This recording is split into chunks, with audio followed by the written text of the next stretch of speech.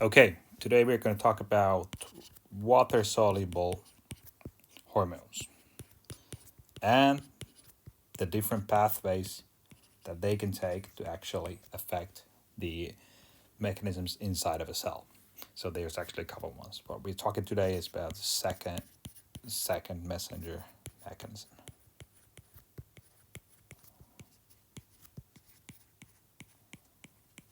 Last time we talked about lipid soluble hormones, which can go directly through the cell membrane. But this time, water soluble hormones such as epinephrine, glucagon, insulin, and most peptide hormones cannot diffuse through the lipid bilayer that we have over here.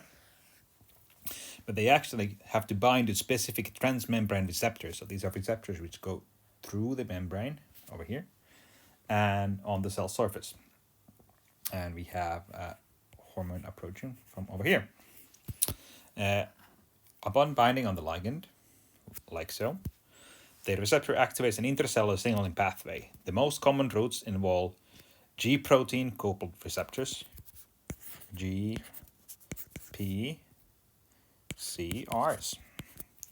And another common one is the receptors for tyrosine kinases, so RTKs. So these are the two most common pathways that you have, for example. Each one of these relies on second messengers generated inside the cell to basically amplify the signal multiple fold, getting a quick reaction on what's going on. So we're gonna check a little bit about the GPRC one, a little bit more. GPRC route. We again have the cell lipid membrane over here. We have the GPRC on here, and we have glucagon binding into the GPRC. And what this does, the receptor activates the GS protein, which is over here. And this causes a GDP to GTP exchange on the alpha subunit and subsequent activation of adenylyl cyclase. So the G protein splits into alpha and beta components in here. And this turns it on. So what happens is adenylyl cyclase converts ATP into cyclic AMP, which acts as a second messenger to activate protein kinase APK. So basically you have ATP coming in, which is then converted into CM, which then activates PKA. And what this does is PKA phosphorylase target proteins. So it activates some of the proteins. You might have a protein here and here, which PKA goes into, and it phosphorylates the target protein.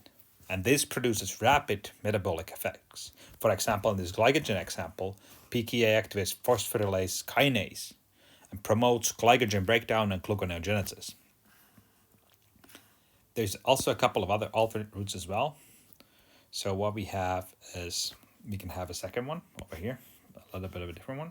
We have a different hormone going from that one. This is the GK coupled receptor, which activates phospholipase C.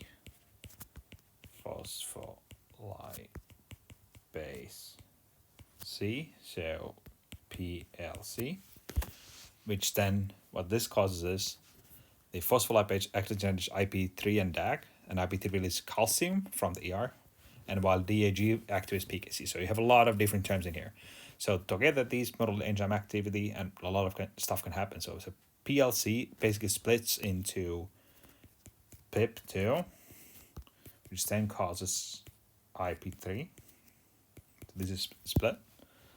And this goes into ER, so endoplasmic reticulum, and then releases calcium ions from there.